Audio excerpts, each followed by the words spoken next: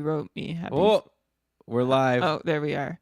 When you wrote me Happy Father's Day, I could only hear the sad piano music. What do you mean? What's that piano music? The cupful, the fantasy, the dearly departed. Yeah, you've been eliminated from your league music. Oh, I forgot about that. That's so funny. We should play that at the start of this show. Okay. Happy Father's Day, everybody. All right. So, anyways, thanks everyone who's watching live. I see one eyeball. Hello. Who it is? Today I have my setups all different. I normally have the StreamYard here and some stats here and the show plan in the middle. And here I just have the StreamYard. It's just, I'm ready, Brian. I'm just chatting with you. It's going to be great. Love to just chat. Well, I won't just Brian be chatting show. with you. Yeah, I'm going to be hitting you with hard journalistic questions. You're going to have to defend the No, I'm ready. It's going to be cool. It's going to be fun. All right. I guess I'll just start. Hosted by two guys who are going to win this podcast 8-1, like the Oilers. I don't know. Something with that. What's something about how the Oilers won 8-1? So, but we're going to be releasing it after the cup is awarded. Oh, I see. When the Stanley Cup is awarded, I don't know, something about the cupful. Okay, I guess it's not really funny, but it could be informative. Hosted by two guys who are going into the 10th season of the cupful. I guess not everything has to be funny. I should probably think about this in advance more often. It's like holding a cup full of beer, and we've got a cup full of content. Two guys who just witnessed the Stanley Cup being awarded and now are ready to talk about the real important cup, the cupful. Okay, there, something like that. All right. Good luck. That's you're a gonna. ha-ha. There's a ha-ha right there. It's more like a. Yeah, that's fine. That's the goal. I don't want people to fall out of their. People might be driving. I want them to be safe. Great if they fell out of their chairs. That'd be so good. I remember I once fell out of your chair. Almost had a bike accident from the Matthew Modine song from what are they called? Pony Up. I actually almost played that song on the radio a month ago, and I'm like, but there was something wrong with it. There's some reason I shouldn't be doing this. And I looked up the lyrics, and I was like, yeah. Check it out, patrons. And then I went to do ooh mau mau waka ooh mau mau. And then I was gonna play. Okay, well I'll play a different Pony Up song. I heard you got action. Oh, I love that one. But let me check the lyrics on that. It's like, that one's also a little bit. Not that one either. Did he go? I miss that band. I wonder if they're still they should have a reunion. They should do a reunion tour and come to Toronto. I would go. Yeah. Okay. They probably live in Toronto. I don't know. I don't remember where they live. You're a journalist. Figure it out. I'm not a journalist. You used to write a blog about music. That's a journalist. That makes I still. I don't know. 20 years later, after blogging, I remain a journalist. You were in contact with them. You booked a show with them once, so you should be able to just find their email that you used and reach out. Maybe. Anyway, let's start the show. All right. We got a lot to get to. Yes! Welcome, everybody, to another episode of the Keeping Karlsson Fantasy Hockey Podcast, the longest-running fantasy hockey podcast in the world, hosted by two guys who just witnessed the Stanley Cup being awarded, but now we're going to talk about a much more important cup, the Cupful, the Keeping Karlsson Ultimate Patron Fantasy League, because today we're going to go through all of the feedback from the patrons from Season 9, and the person who's going to be leading the charge, the person I'm going to be handing the microphone to. Did I mention I'm Milan Dubrovsky? Normally the main driver, but not today, because take the wheel, my good friend, fantasy hockey robot, Brian Combe, who's sifted through all the feedback and is going to present it to me, and I get to be a little, I don't know. We'll see. Brian, how's it going? Good. Great. Yeah, what a thrilling finish to the Stanley Cup. That was wild. But okay, truthfully, we're recording this ahead of time, because we are opening a couple registration when the Stanley Cup is awarded, and we wanted to be ready, which means if you're hearing this in our podcast feed, not on YouTube, but in our podcast feed, Cupful registration is open. To find out how to register, KKUPFL.com. If you're already on a Discord server, you probably already know how. It's as simple as clicking a button, and Season 10 is coming up, which is thrilling. And, one of the things that we like to do in the off season, I think this is almost, we might have done this almost 10 times, maybe not quite now, is we look back at the season that was as commissioners of the KKUPFL, and we try and figure out, okay, we think we've got most of this right, but one way we can make this better is, and we've made some rule changes over the course of the years. Counter offers came through this way. I'm trying to think of what else. The third round reversal, which we're actually going to touch on later in the episode. Obviously, tweaks to the scoring. Yeah. Like, this is it. This is like the GM meeting in like whatever warm climate place that they have it, where they review the NHL rules and decide and come up with all these great ideas. And everyone's leaking, oh, these really interesting. And it's like, oh, we're not going to do it. And at best, it's like the AHL will try it for remember those fat blue lines? I don't know if you remember the fatter blue lines. Those might decrease the offside reviews. Actually, we should bring those back to the AHL and then actually use them in the NHL.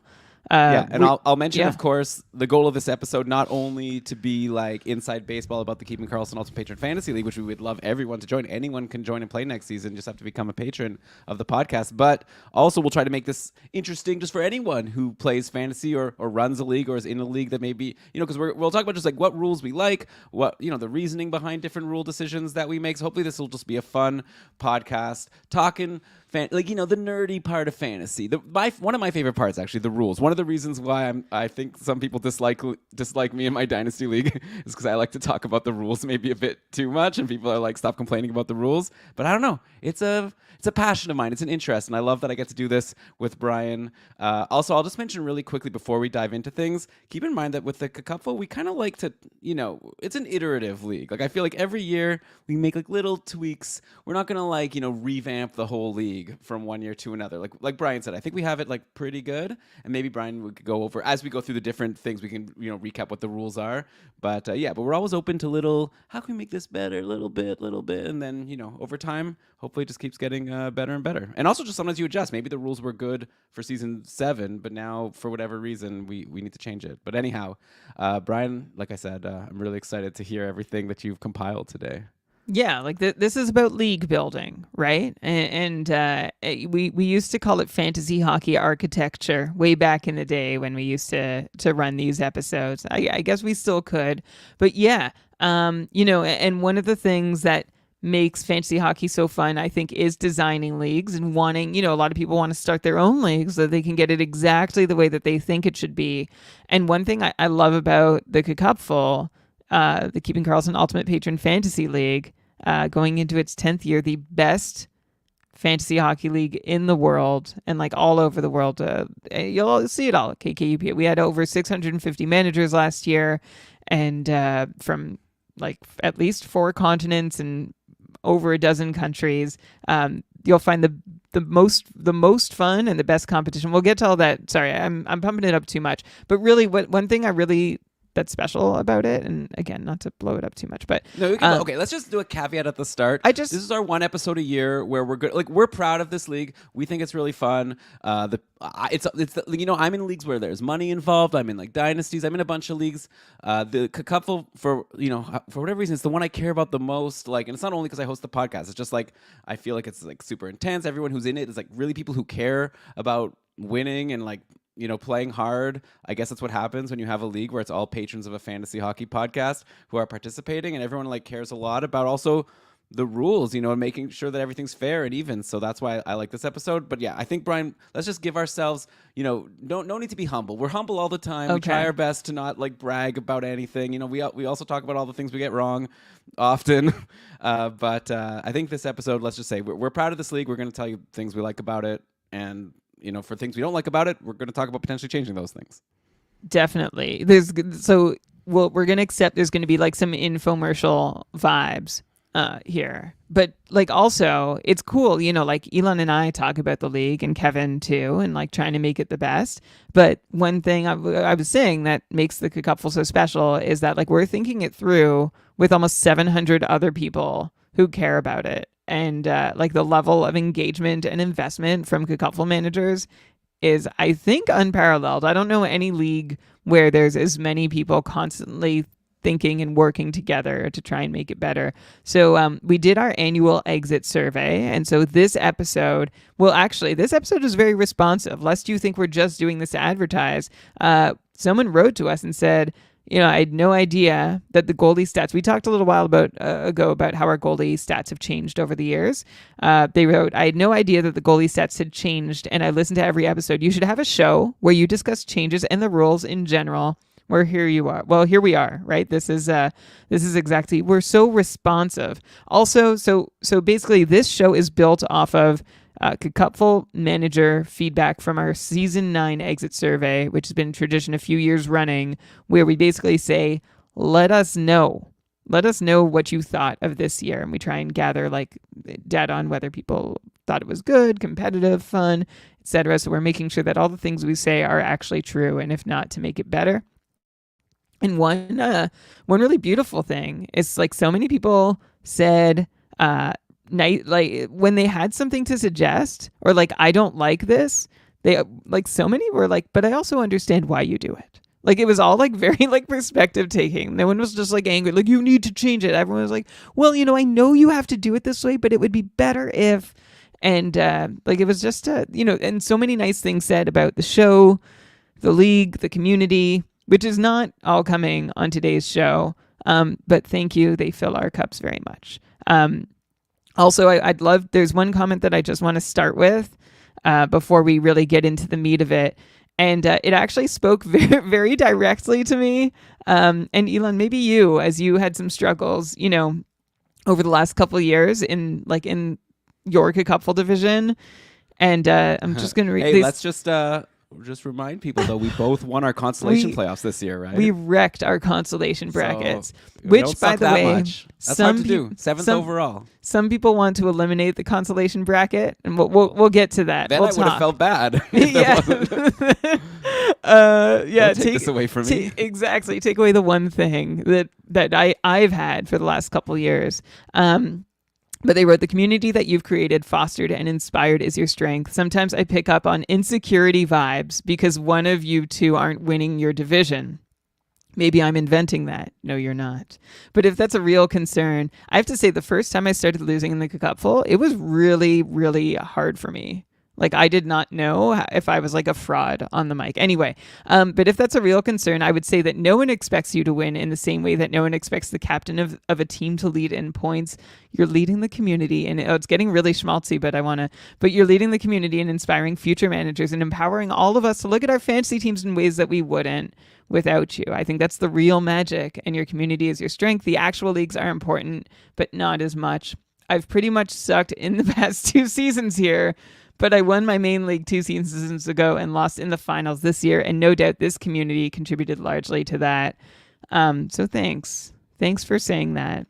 That's nice. And someone else wrote, I really enjoy the community aspect of the KKUPFL experience. Not only do we share a common interest, but I admire how everyone is accepting of each other and willing to help. Fancy questions, adds, and drops. So, like, the KKUPFL is a league. It's also a community, and I think that is like one of the attractive features. So I just thank you to those who shared those comments, and we actually have some community feedback too on how we can do better this way. But I'm going to start, as I always do, with some just like overarching metadata from the survey. So about a quarter of respondents on our exit survey this year were playing in their first season. We had almost 150 respondents. So about a quarter were playing in their first season, about a quarter in their second, about a quarter in their third. And then it gets like kind of incrementally smaller representation from 4th, 5th, 6th, 7th. The longer you've played, the less you've participated in this. Fair enough. You've probably given us your feedback at one point or another. 18% of respondents finished first. 60% were playoff teams. 13th and 14th place finishers were not terribly responsive, which I guess is reasonably They're probably not coming back, unfortunately. Yeah. I've always said, by the way, the people I respect the most are the people who like lose and then come back and then like, improve. And you're most likely going to improve, right? Because there's a lot of luck involved. So I don't know. I always like that because it's hard, obviously, to come in, try something new, do very poorly, and you're just like, it's not for me, or whatever. It sucked, So I respect that a lot, and I as someone who 2 seasons ago the year, my defending Kakufl Ultimate Champion year. It was supposed to be my like glorious year where I was going to go for 2 championships in a row, and instead I came 13th in the Tier 1 division. It sucked, but then last year I think I did a lot better, and I think that. So yeah, I encourage anyone who's listening that didn't fill out the survey, or maybe you did, but maybe is like thinking that maybe the couple isn't for them. I would encourage you to try again. I also think that some experience in a very competitive league like this really helps. Like I think maybe it could be a little overwhelming at first, but I think it becomes second nature, I think, after a while if you stick with it. And there is a learning curve, some people, and like they mentioned in their survey, like Discord was a little like their first time trying to understand and figure out where things were. Like we get it, and so put that to good use. Anyway, yes, we really appreciate our everybody, especially the bottom folks who keep competing. More than 90% of managers rated their Kakufl experience this season as very good or excellent. 62% said excellent. Similar ratios for like a fun Kakufl experience, but about 70% gave it a 5 out of 5 for fun, and 97% said they were very or totally satisfied with the level of Kakufl competition. 85% said like 5 out of 5 for that question. I don't think I'd give like 100% fun, to be honest. Like it's not fun. It's hard sometimes. Like I don't know. Fun is such an interesting word. Like when I play, why do I play fantasy hockey? I don't think it's for the fun. Like there is a lot of fun, but it's something about the competitiveness and like the excitement. Is that fun? Well, I think it's the Kakufl experience was the question. So like that encompasses the community aspects too. To me, it's not just like playing the actual game can be really stressful. Let me ask you your opinion. And I'm making a show that's going to be super long, even so longer. Long. But when you're like in a tight matchup on a Sunday and it's like really close, there's like the last game is playing and it's within like 1 or 2 fantasy points and you have 2 players playing, it's like it could go either way. Are you having fun in that moment? Or are you like stressed out and nervous? Like I find myself stressed out and nervous, and it's only like after the fact. If I won, then I'm like, that was so fun. And if I lost, I'm so pissed off. But like I feel like in the moment I'm not having fun. And I probably should. Like sometimes I think to myself I should have had fun there. That's like supposed to be like the best part of playing fantasy, but I can't have fun when it's so close. I think it's fun if I feel like I don't deserve to win anyway, but it's not fun when I'm like, what? Like I had 8 players playing today and my opponent has 1 streamer and they've closed a 20-point gap. Like that's when it's really not fun. 90% of respondents said the Kakufl was more competitive than their usual leagues. About 50% said like a lot more competitive. 95% said that they would recommend it to a friend. Compared to other leagues Kakufl managers play in, they said it was about, similarly easy to participate and similar friendliness of competitors, but they reported better level of competition than their other leagues and higher quality of commissioners. And roughly 50% said it was about as much fun as their other leagues, and about 50% said it was more fun than their other leagues. So, we strive to be the most fun and most competitive, and I hope we're hitting on that. Like a little snapshot of a Kakufl manager, 55% of them said they play in 3 to 5 leagues total. A third play in 1 or 2. 12% play in 6 or more. And 4 of you sickos play in 10 or more fantasy leagues. I actually am curious to know Maddie, Victor Nuno. I know who these people are. PJ probably. Yeah, I want to know how this correlates to final Kakufl standings. I think that would be interesting. Like either I'm not sure if there would be a correlation or not.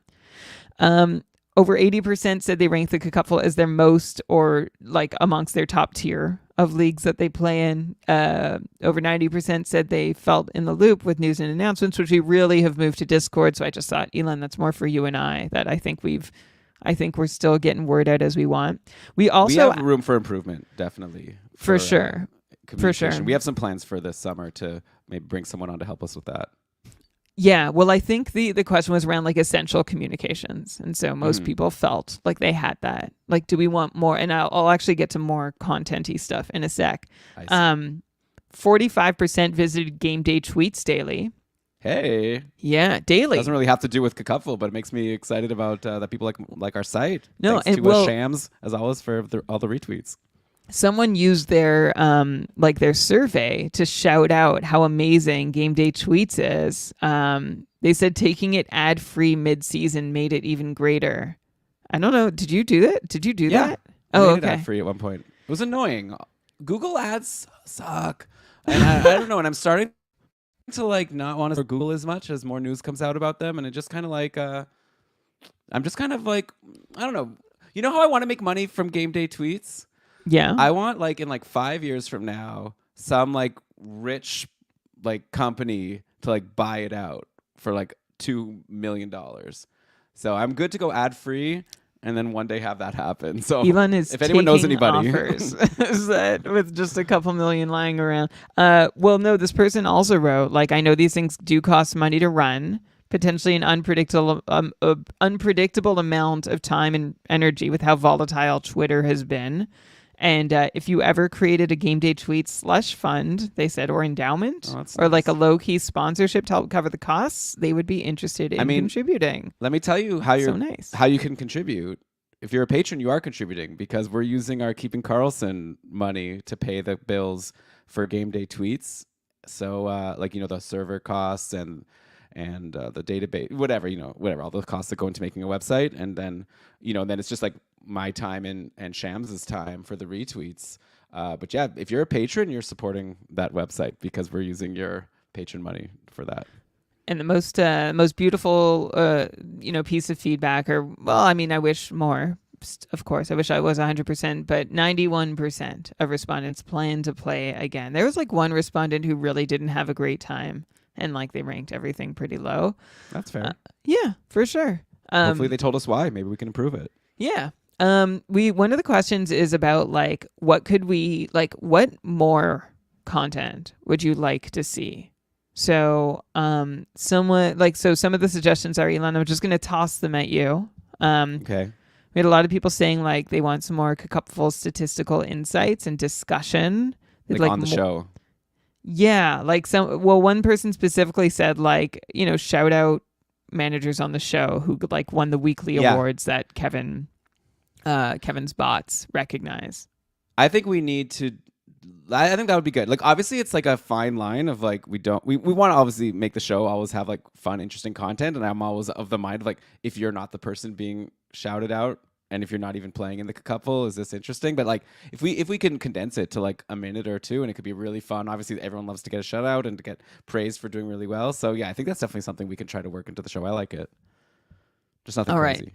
Yeah. The other is like we have these manager cards that people are into. If you're on our server and you type like /card, I think it is, you'll get like a card showing your KKUPFL history. So people like that. People are looking for more or some of the stuff we've gotten feedback on, Elon. People want more like tier 1 updates, written updates. A lot of people calling for the return of Stat Attack. Shout out to Marcus. And John Newhold for having taken the reins for that. For people who don't know, Stat Attack was a KKUPFL centric podcast that we ran once a week, and it had interviews with KKUPFL managers and also told a bunch of interesting stats. It was really great. But it was like, if anyone wants to volunteer to host that, we still have the podcast feed, I think, over on Red Circle where it's hosted, and I think it's still there. I'd have to go check to see, but if someone wants to make that podcast, reach out. Yeah. Well, and I think that's actually the theme here is like everyone in the KKUPFL community like has been a patron and then joined in. Like we've never like imported anyone who's not like part of it, and they end up like our logo is made by a patron. Like all our artwork is made by a patron. BrandonWeeb.com. Like all our hosts for short shifts over the years and Stat Attack patrons. Kevin patron. Like we've had people. Kevin's the KKUPFL coordinator. Kevin Hebert. Yeah. So yeah, we're like people want like we hear that people want more coverage of tier 1 and. Like, hey, doors open if it's something you're interested in. We also had like a request, like if you could focus more on like the top few tiers, not just tier 1. Like they wanted to know more about tier 2 and tier 3. I'm in tier 3, so I like that. Someone suggested a live stream of the KKUPFL trade deadline. where we analyze trades as they go down that's a great idea. in real time. Are you writing these down? I guess you're right. You're reading it. I took a note, but like, can you like highlight? Can you highlight the things that I'm like, especially being like, I really like that because I like that one. All right, I'll show. You have the doc too.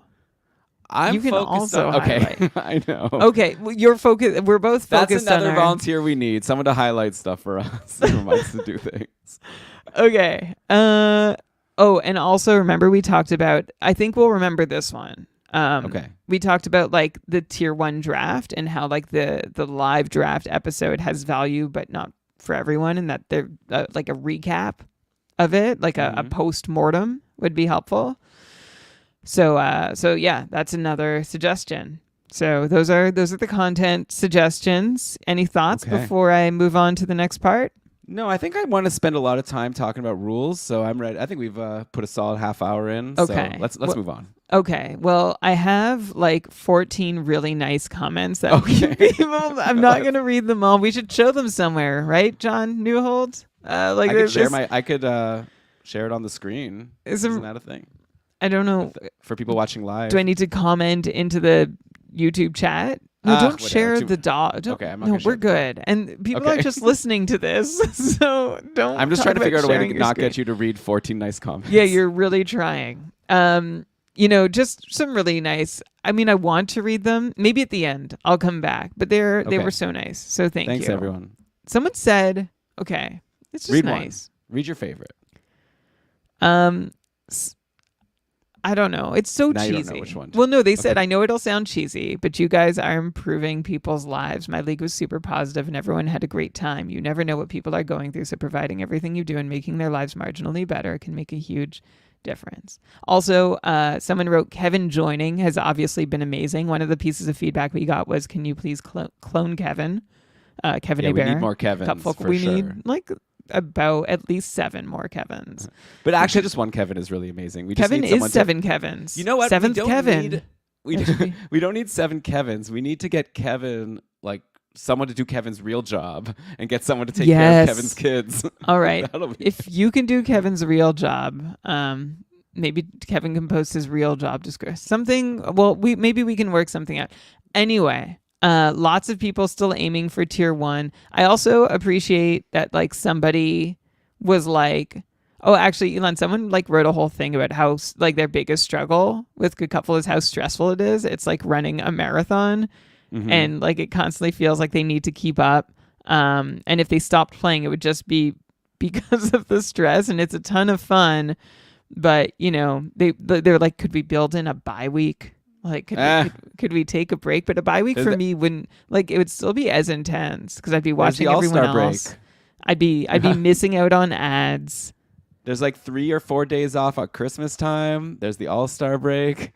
But this is I think that's a feature, not a bug, right? Like super competitive league is not for everyone. Sometimes you just want to be in a chill league for fun, but this league is not that. Yeah, and I think like I have my chill league for fun, and I have my Cupful for another kind of fun. As someone wrote, that was sort of in a section where we're like, are you going to play again? And if you're considering not, why? So this is what this person said. So thanks for your honesty. Someone wrote, Cupful is the best league there is, and it's not even close. True that. And congrats to the manager who was like, I'm really sorry. I couldn't invest all that, I'm supposed to or wanted to in my Cupful team. I was taking 5 courses to finish my master's degree. And like you should be sorry. Congrats on finishing your master's. And someone else like with the same like sort of like sentiment, like had a baby. It's like, way to go. Congrats on the baby. Elon will forgive you one day for not, for like getting roster botted once or twice. Look, I just want, if you have a baby or if you're doing a master's and you can't manage your team, just say it. Just let us know so we can find a replacement. We don't have to chase you. A thesis supervisor's note or an Obgens note would be very, very helpful. All I ever ask is just to not ghost us. That's all I ask. Yeah. Yeah. And but at the same time, if you do, for like that's like okay. It's okay. Well, I'll forgive you, but I would prefer if you didn't. Okay, Elon, that's why we need all these Kevins. It's because of the ghosters, because we have to no, that's not why. It's like it's a part of it, but it's not why. And like you make it sound like it's a huge listen. You're one triggering me. ghost feels like 100 to Elon. Like I know. He takes it personally, everybody. It's like, I wonder like what a therapy session would reveal. We should go sometime together. Together. Okay. What if we do a podcast episode where we have a real therapist Ugh. on and talk about I'm the in. stress of running a podcast, like, and stuff like that? Sure. Yeah. Okay. Okay. So yeah, if anyone listening would like to be the like the, what do you call that? The therapist? The therapist? Yeah. The counselor, the expert, please. Okay, just but, like, credentials would be helpful. Well, yeah, exactly. It's not just like anybody. Okay. Rule change suggestions. We're here. We did it.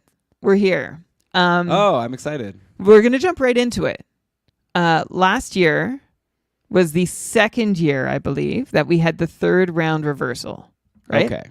To summarize, the third round reversal is a feature in Fantrax where the third round, it's a normal snake draft. So first round is 1st to 14th in order of pick. And then second round is 14th to 1st. But the third round repeats that 14th to 1st. And then you continue from there, 1st to 4th. You keep snaking from there. And the idea is that it gives that 14th pick or the back end a small compensation or advantage for not getting to draft McDavid or McKinnon or Draisaitl or Matt, like, you know, in those top 3 or 4 like massive different makers who are like locked in, like who you won't get. Like Kucherov you could have gotten like 7th, 8th, or 9th this year, but like that wasn't a sure thing. That was, but even 7th, happen. 8th, or 9th, like if you're 14th, you don't get Kucherov either. Like I took Yeah. with my 14th pick Tage Thompson, Okay. and with my Yeah. 15th pick I took Ovechkin. So Here those were we like go. there was a real fall off in like the type. No, I'm not. It's not a here we Yeah. go. I'm just saying like that's the reason we do it. Is like the top whatever picks are so valuable, and then once you get to the end of the first round, sometimes there's like a huge drop. So we were trying to figure out a way to make it, you know, give those people who get a late pick, because like in theory. Okay, in a perfect world, you're doing a fantasy draft. In a perfect world, it's just like totally linear down. You know, it's like the top player is going to be worth 100 points. Second pick is like 99 points. The third best is like 98. And so then if you do a snake draft, you know, it all evens out in the end because, you know, you get the person who picks last then gets the first pick of the second round. And, you know, so it all kind of evens out. But like the data that we found over the years is like those first 4 or 5 picks, like there's a huge drop off. As you know, and then after that it becomes linear, but there's never like that compensation for the fact that there was that huge drop off between like the top 4 or 5 and then everyone else. So that's why we were considering this third round reversal, because that seemed like a good tool to, like, you know, instead of just snaking back, so the person who picked last is going to get like the first pick in both the second round and the third round, and you know, the person who picked second last is going to get second pick in the second round and third round. So that was the idea behind it. Okay. So we had some mixed reactions, as we have over the course of the time that we've been working with it. The ones who are against it say, like, don't try to balance the draft. Like, just snake it. Don't try and get cute. Drop the third round reversal. Like, you know, there are other disadvantages to be found. Those who like it say, like, I love it. Someone wrote us who's like, I've been at both ends. Like, I've been at the front end and the back end, and I've loved it both times. So that must mean that it's good. Someone also said, like, they like the idea of still figuring out how to balance out, you know, those top 3 or 4 draft picks for the bottom teams to help offset what they call the McDavid effect. And like, that is the spirit of the third round reversal. But Elon, you and I have been having this conversation with sometimes Short Shifts host Derek, and who's a KKUPFL manager and has been super helpful in providing us data on the impact and effectiveness of the third round reversal in the KKUPFL. And maybe I'll let you share sort of. I'll give the headline, and then you can write the article or whatever. The headline is that the third round reversal doesn't do what we want it to do. And if it has an impact, it's marginal.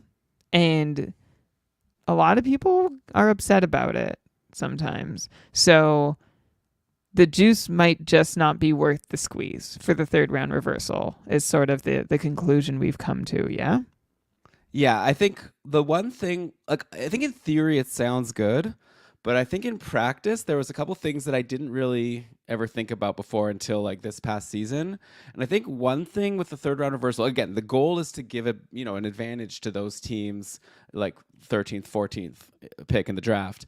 And I think one thing that I didn't really consider is like if you think about it, there's like if you get the third round reversal and you're at the end, so then you get the first pick in the second round, you get the first pick in the third round, but then you're snaking and you're not getting another pick until the end of the fourth round. So that means in a 14-team league like a couple, you're getting 14th pick, 15th pick, then you're getting 29th pick, but then you're not picking again until 56. And if there was just a normal snake draft, you would have gone 14, 15, and then 42, 43. So it's like I guess what I'm saying, the thing that I didn't consider is like, yeah, you're getting that earlier third pick, which you would think is like a huge advantage. But I wonder, is that even that much of an advantage versus getting like 4 picks in the top 50 versus only 3 picks in the top 50? With third round reversal, you're only getting 3 picks in the top top 50, whatever. And then without the third round reversal, you're getting 4 picks in the top 43.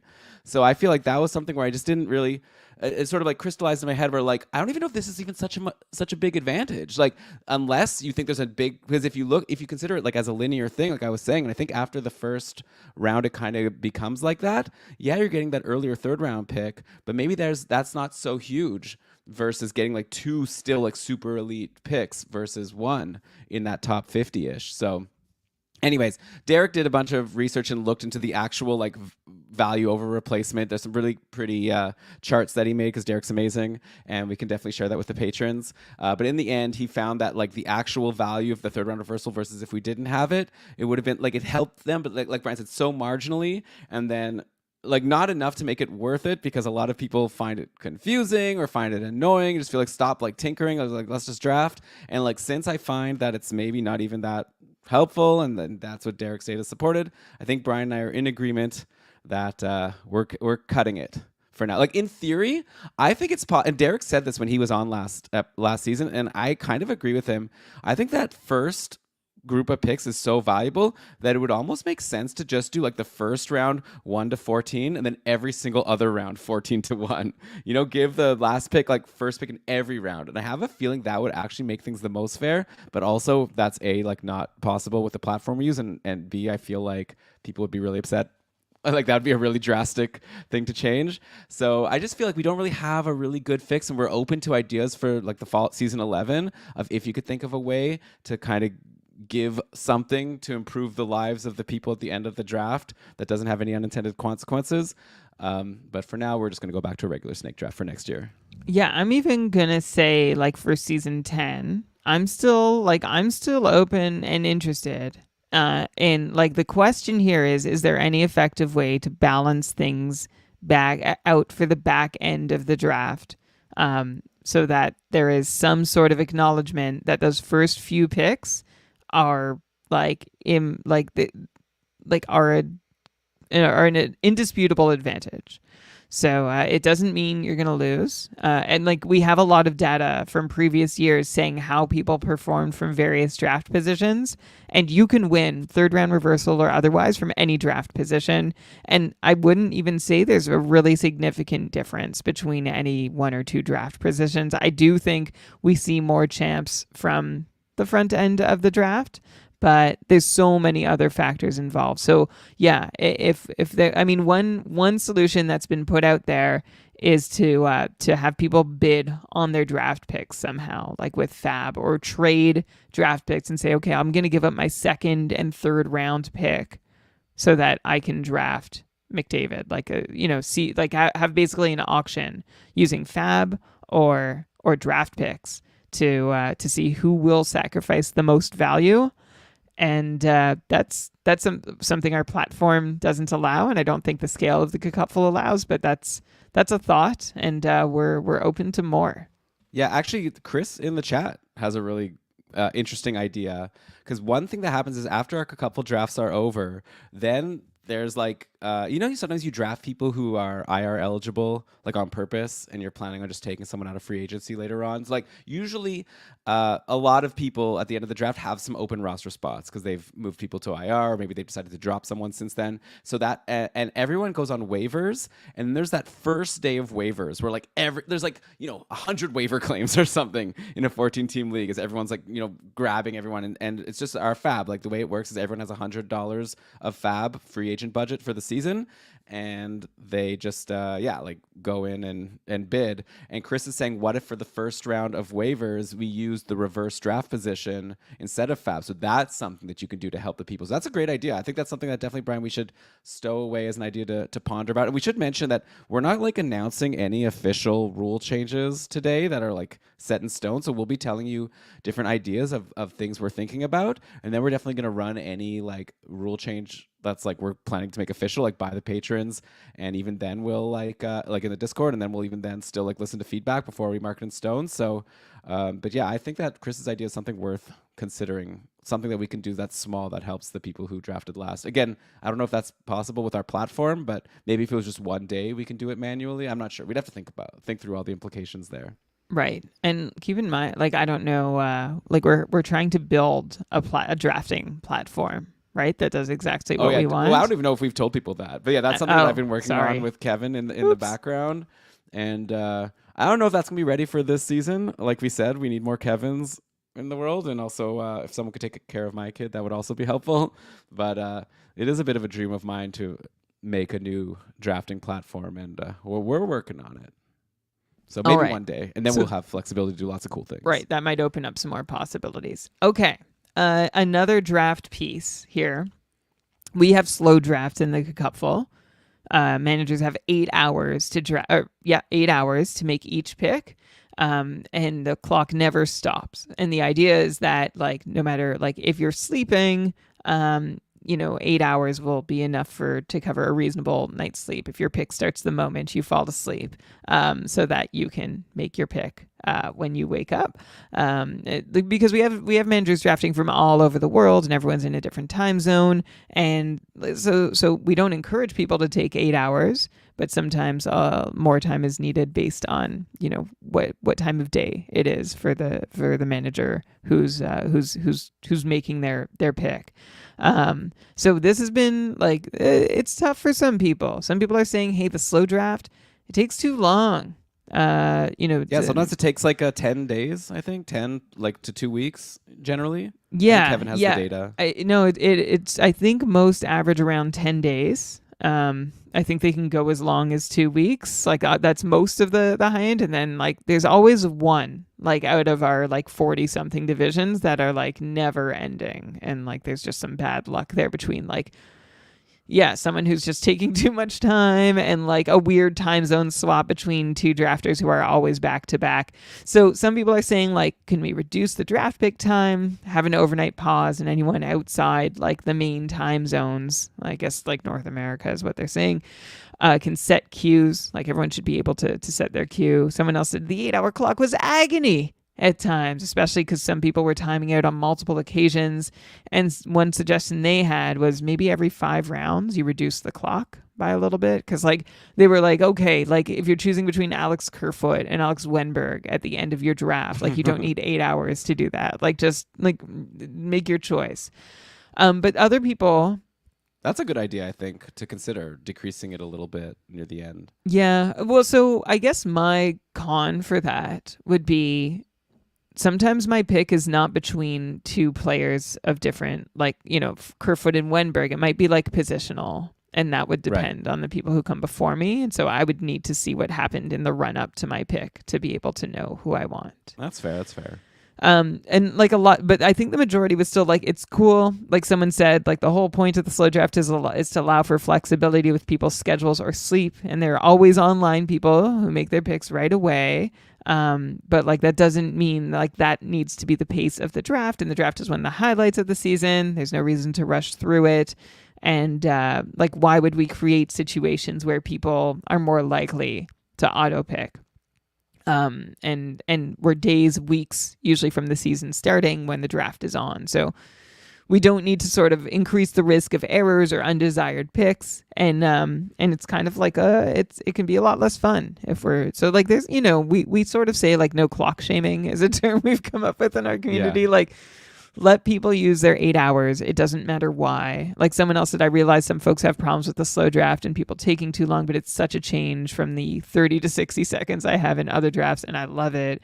Someone else said, please don't decrease the pick timers. So we had a couple ideas for how to sort of bridge the gap between these sort of two camps. I think that most people are saying like, keep it, it's fine. Like we'll manage it. Elon, do you want to share where you're at? We have an idea. I just have more like some general things to say about Okay. it. Like, I think that the idea of letting people sleep and not have to set a cue before they go to sleep, I think that's the goal, like Brian said, and I think that's a reasonable goal, and I like that, and I think it's good, and I wouldn't want to change that.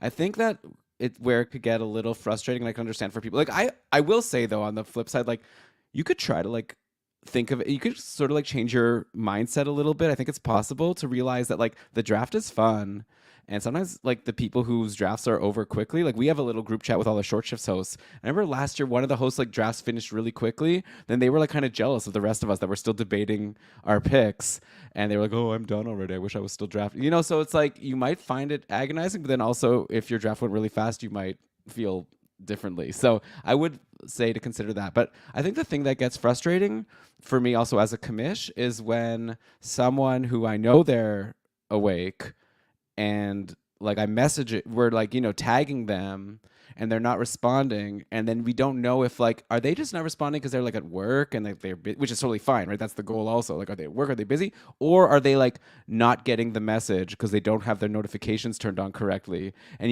when we don't want to like badger them too much because that's annoying. But then eventually when like eventually when they auto pick, and then Kevin and I like email them or find some other way to contact them, they're like, hey, did you know that it was your pick? And they're like, oh, sorry, I didn't see the notification. Like, that's the kind of thing that I think gets frustrating, because it's like that didn't need to happen. That was a wasted 8 hours when really the person just didn't have their notifications turned on correctly. And I think that's something Kevin and I talk about a lot, and Brian, of course, like of if there's a way we can make it so everyone who signs up for the KKUPFL has their notifications turned on, so that when they want to know that it's their pick, like they will know. So that's something definitely we try to think about every summer, and we're going to think about it again and see. And I think we've improved it over the years. Like, we've made people now register.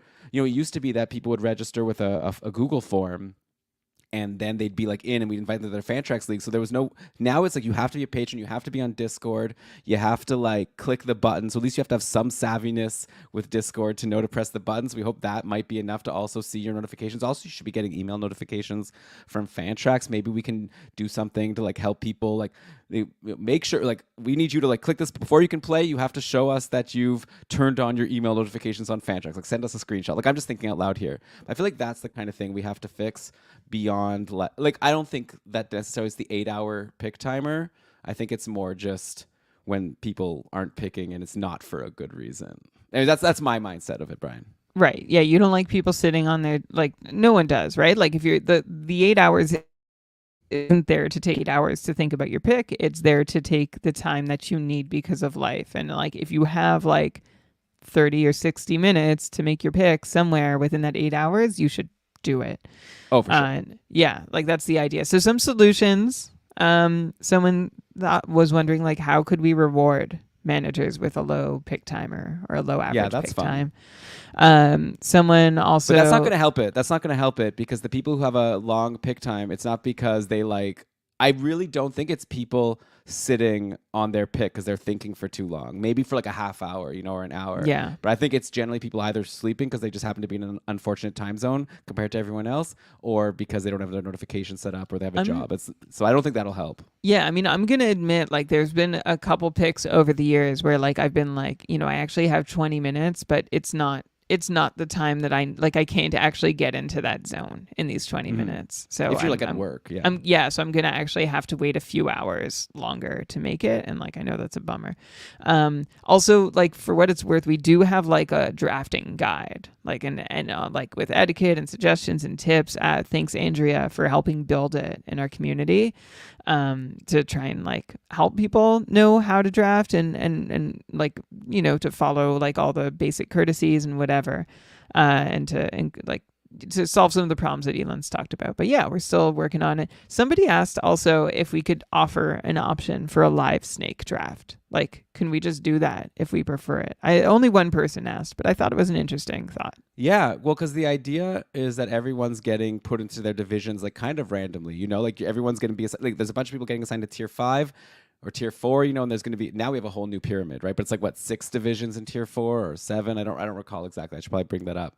But but then within that tier 4, those 7 divisions are picked randomly. But I guess if we sort of asked everyone in tier 4, would you be available for a snake draft on this day at this time?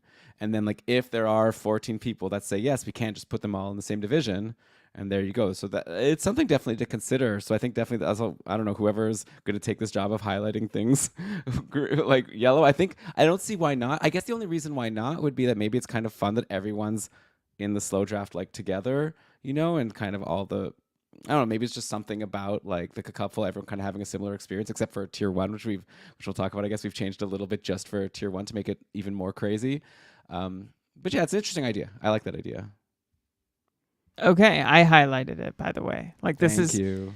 One of our biggest challenges is when we have good ideas, where they go.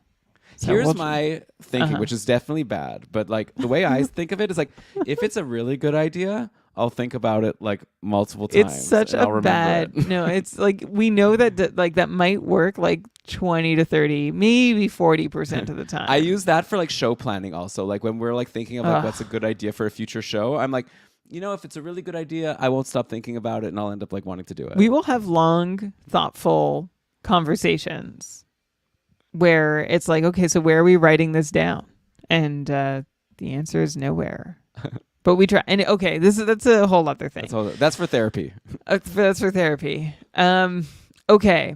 Kevin, by the way, bless his heart, has tried to get us to use a certain platform too, called Notion. We've tried. This is not the content we're here for, though. Back to the draft pick time. Okay. One thing that I think would be the best solution, which isn't possible with Fantrax, but if we ever build our own drafting platform, I would love if we can give everyone their own 8-hour pause time, because we don't do the pause, right? Like for the playoff pools, we do a pause, and Fantrax has that ability where it's just like every draft just pauses from like 11 p.m. to 9 a.m. the next day, and then we can have like a shorter pick timer. I'd love to have like a 4-hour pick timer, because I feel like everyone should be able to take a break from work sometime within like 4 hours. I don't know. Maybe there's some crazy jobs where you can't, like a pilot flying across the world.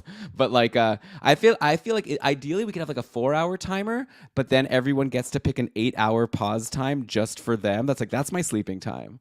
And it could be like different because people that live in different countries. If everyone could have their own custom pause time, but then aside from that, it's 4 hours. I feel like that would work pretty well. I'll bet you the drafts would go faster and no one would be forced to auto pick because they were asleep. So maybe for our custom draft platform one day, I'll be able to allow everyone to choose their own 8-hour window. Yeah, that would be. Yeah, you see, I have a note in here said some other kind of dynamic. There's a autocorrect there that doesn't we'll make know what sense. It means. But yeah, okay. Let's move on to scoring. So the draft is done. We want to look at our scoring situation, all right, and what we can do. So a common theme was, defensemen and goalies aren't enough. Like they're not. They don't get to. We don't value them enough. You can get too far without caring too much about either position. And like for what it's worth, our KKUPFL scoring system available at kkupfl.com/rules. So for skaters, a goal is 4.5 points, assist is 3 points, a shot is half a point, a block is half a point, and a hit is a quarter of a point. A short-handed point, a change we made last year, is worth 2. We doubled the value of a short-handed point. And goalies, if they win, they get 3 points. A save is 0.3 of a point. A goal against is -1.5 points, and a shutout is 3 points. Also, we upped the value of wins and shutouts. I think it was just last year. So, that's where we're at right now. But yeah, the idea, someone was like, can we add more weight to peripheral stats to make the pool of streamable players deeper and also to get more defensemen and eventually goalies, we'll get to that in a second, more relevant in the top 100? Like someone said, like it would be cool if we could add in some more defensive related metrics to give them more credit for their real world value. They were talking about some advanced stats that, we can't track on Yahoo. And even if we could, I'm not sure they'd be the right ones. But someone said more love for hits and blocks. Could we do that? Could we increase hits to be closer to blocks? Elon, that's the D situation. What's your takeaway? What can we do to make defensemen more relevant? Okay. So you don't want me to talk about goalies right now. We're going to do that separately? We're going to get to goalies. Okay. Defense. Here's what I think. You might think, like, if we just made some peripherals worth more, then defensemen would be worth more. Like, while that would be true, I think something you also have to consider is that would also change the D rankings, right? We'd be making someone like a Cale Makar less valuable relative to I don't know, Mackenzie Weegar, or like even less. Mackenzie Weegar had a pretty decent offensive year, right? But like, or do we really want those non-offensive defensemen? And and again, a lot of these things are subjective, right? So I'm not saying that there's a right or wrong way to do it, but I would say that if you look at the KKUPFL leading defensemen in terms of fantasy points per game, I think that it's pretty good. Like here, I actually have it open right now, Brian. So I'm just going to on the fly here. I have the score. I have scoring with last year's stats. I'm just going to go in and clear out everything except for D here, and then we'll look at fantasy points per game for defensemen. And I look at I have it sorted by total. Let me change it to fantasy points per game so it takes injuries into account. Okay, it's like Makar, Josi, Bouchard, Dahlin, Fox, Weegar, Dobson, Quinn Hughes, Zach Werenski. I don't know. It's kind of hard to just like say the list, right? But I look at the list, I eyeball it, and I'm like, this list looks pretty good. Like Darnell Nurse is like pretty far down. He's still like rosterable. He's a 4.09, a couple points per game. I generally think for a defenseman like 3.7. But I feel like for a defenseman who got 32 points, I don't want Darnell Nurse like up there with like Vince Dunn, who had, like a 65 point pace or whatever it was, 65 point pace, or Miro Heiskanen. Like I kind of like having Nurse like kind of where he is. So that would be my reason.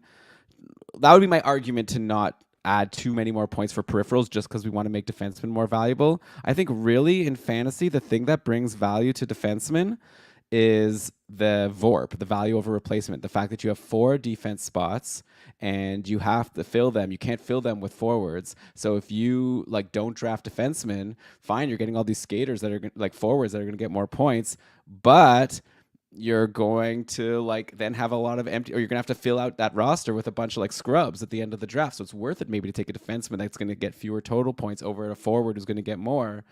Now, an argument could be made that with the way we have KKUPFL, that we have 2 skater spots that you can fill with anyone, and with the schedule the way it is, maybe you could get away with only having like 2 defensemen on your team out of the 4 spots and just leaving those other spots blank. And on most days of the schedule, you're still able to fill your roster. But I think like the solution for that wouldn't be to give more points for defensemen. It would be to like add another D spot. Like add another D roster spot. That would raise the value of defensemen without changing the ranking of defensemen. So I think, in conclusion, my argument would be to not add more peripheral value just to try to improve defensemen, but to add a roster spot. Because if someone has an argument that they want, like a Darnell Nurse, a Trouba to be like much higher ranked, like up there with like a Heiskanen. You know what? Like, I'd like to hear your argument, but I personally like having the more like offensive defenseman being worth more, and we still give a decent amount to peripherals. Like I said, like Nurse is still rosterable for sure, but I don't know if I want him any higher as a 32-point guy. Okay, that's fair. I'm a little I'm a little surprised because off mic in our DMs, I thought you were on board with increasing the value of hits. Yes, I will say that I do like that idea, but that's not only for defensemen. I think hits right now, this is kind of a separate conversation. I guess you can say it is like increasing the value of some defensemen more, but it's also like forwards also have a lot of, course, Alex Ovechkin, famously Brady Tkachuk. You can go through, there's a lot of forwards who get a lot of hits. I just think we have hits so low that it's so like negligible that it's like, why do we even have it? Like 0.25 when a goal is 5. And when I'm looking at free agency of a guy who gets hits, it's like, okay, what, I'm going to get an extra like 1 fantasy point a game if they get 4 hits. So I think like it does make sense, because I feel like a block feel like when it's like 0.5. And again, this is just a feeling I have, Brian. I'd be curious to hear what you think. I feel like when I see one of my guys got a block, I'm like, all right, a block, 0.5. That feels like something. Whenever I see a hit, I'm like, it's nothing. So I feel like I don't know if I want to bring a hit all the way up to where we have blocks at 0.5, but I wonder if maybe we can bring it up a little bit. It's 0.25 right now. Like, for example, if I like switched it to 0.35, like, okay, let's look at like a Brady Tkachuk right now. He's currently ranked 10th in total points. Okay, if I change hits to 0.35, Brady Tkachuk goes up to 8th. Like, he moves up a couple spots. JT Miller falls behind him. Sam Reinhart falls behind him. It's pretty wild to look at the top 10. Of course, now I'm just looking at total points. So these guys all played like 80 plus games, and that helped them. But I think maybe like 0.35 for a hit instead of 0.25. I think that's good. And it will like change those D rankings a little, but nothing like crazy. But I do think that I just want to make a hit feel like, if we are tracking that category, my feeling is just like it should like feel like you should feel something when you get one, I guess. Yeah, like I see when my player has like if I'm looking at a player and I'm looking at their hits column in the game log, like even if like Luke Shen has 7 hits, I'm like, yeah, that's okay. But at the same time, I also, a hit means you don't have the puck, although so does a block. Yeah, it's just straight, like, 2 hits equals a shot seems fair to me, but 2 hits equals a block doesn't. And like blocks and shots are the same. So I would also be okay to bump them up. Like a little. Like this would be like an iterative, and maybe next year we can do a little more. Or it something. It could be like the Bank of Canada and the inflation rate. Like, we're not bringing it all the way. We're just like going to do little 0.25 each time, see how the economy settles. Yeah, exactly. We're going to move the needle ever so slightly, watch the impact, and then we can adjust. Can I make a comment though quickly about Norma's bringing up how like, because I said that thing about adding a D roster spot. I actually don't want to do that. I just said that would be my solution if we wanted to make D more valuable. I think D still is pretty valuable. Like, I found, as someone who plays, like it's very try trading mid-season for a D that's doing well. Like, it's hard. Like, people value their D. Like, there's a lot of D in free agency, but like these offensive defensemen, there's not that many of them. And I find that people hold on to them and like consider them very valuable. So I think maybe people are conflating the idea of like there's maybe they want there to be like more valuable defensemen. But I don't think the concept of defensemen in the cupful like aren't valuable, because you have those 4 roster spots. Even if you're only filling 3 of them, let's say, on a lot of weeks, and you're still getting by, you still want to have 3 good ones and not have like just these randos from free agency like your Adam Larsons or whatever, who might get you an assist and some peripherals. So I actually think it's fine, to be honest, the defenseman value. To leave it as is? Yeah, like I think in terms of like I don't want to add an extra D roster spot. I think that would really like change a lot. I think that would be like kind of a really big change. And I just don't get the feeling that like I don't need to draft D. D don't matter. Like when we talk about goalies, that's a whole other conversation. But I feel with defensemen, it's like I still find them like pretty valuable. So I'm not like convinced that we need to make a major shift. But maybe this like 0.3 or 0.35 for a hit will do enough to make people happier that want to have a D worth a little more. Since I guess defensemen hit a bit more than forwards do on average. Yeah, definitely. And adding another D spot means like if you find like that 3rd or 4th D or whatever, that 5th D might be too much of a difference maker, and like they are probably not, like you're just getting that like the highest floor guy available who's not going to be that great. So yeah, so maybe we'll bump up hits a little bit and leave the number of D slots as is. The goalie conversation is always... I'm ready for that. It's always heated. Every year the goalie conversation's heated. This year actually though, like Elon, one sign that I think we're on the right track is some of the things we usually hear a lot about were a little tamer. Like goalies, this was the quietest year of feedback around goalies. And it makes sense. We made goalies worth a little more. We added an extra point for a win and an extra point for a shutout. So it was 3 points for a win and 3 points for a shutout versus 2. It's still like negative 1.5 for a goal against and 0.3 for a save. And I think that did raise goalies a little bit. There were still some, quiet or maybe even loud minority, you could say. But I agree, Brian. I think that we are pretty much at the spot I like. And I agree that there weren't as many complaints this year, which made me happy. I don't want to make goalies worth more. And here's the reason. I know some people are like, you could even like be successful in a couple with no goalies. Like, isn't that a sign that you have it wrong? And I feel like it's like, I like that about our league. Like, I don't like a league where if you don't have a good goalie, you can't win. Because goalies are just too freaking random. Like, every season, the goalie that you think is going to be amazing stinks, and the goalie you think is going to stink is amazing. And I don't want just like that goalie luck to determine the win. There's so much thinking that goes into drafting and go into the gameplay. I don't want the person who got, this is like for the first half, the person who lucked into Cam Talbot at the end of the draft and he was like the top goalie for like the first half of the season. I don't want that person to like, okay, he's for sure going to win now. They're for sure going to win, I should say. Like, so I think right now in KKUPFL, if you do no goalies, you're kind of playing on hard mode because you have those 2 roster spots that you're like not getting any points and you're hoping you'll make up for it because still goalies are worth more on average per game than a skater. But I like the idea that if you did your draft, you drafted a goalie or 2 and they turned out to stink. I like that you haven't like just lost the league now. Like you can still compete. It's a little harder, but you can still compete with fewer goalies. So I think we're fine where we are, honestly. I also think it's a feature, not a bug. Like, and some people certainly do still like don't love that you only need to hold 1 goalie all year or even 0. Like, and that's a problem. I agree. Like, and we had like also, some about balance between people saying like make goalies worth more and make goalies worth less. Like someone said, like goalies are like highly variable, so make them work less. Someone else said, like, I think goalies could use a slight bump because usually I face people with no goalies or just a streamer. They're a bit of a joke in this league, and going 0 goalies should never be anyone's best option. Someone said, please don't buff goalies. And someone said, get rid of goalies altogether. So like we have it's a very both sides conversation, and it's funny. Like it's always fun to see like we all play in the same league and we have different takeaways because we all drafted different goalies. Yeah, and so we all have very different exactly, and we all like got jobbed by different goalies in various matchups too.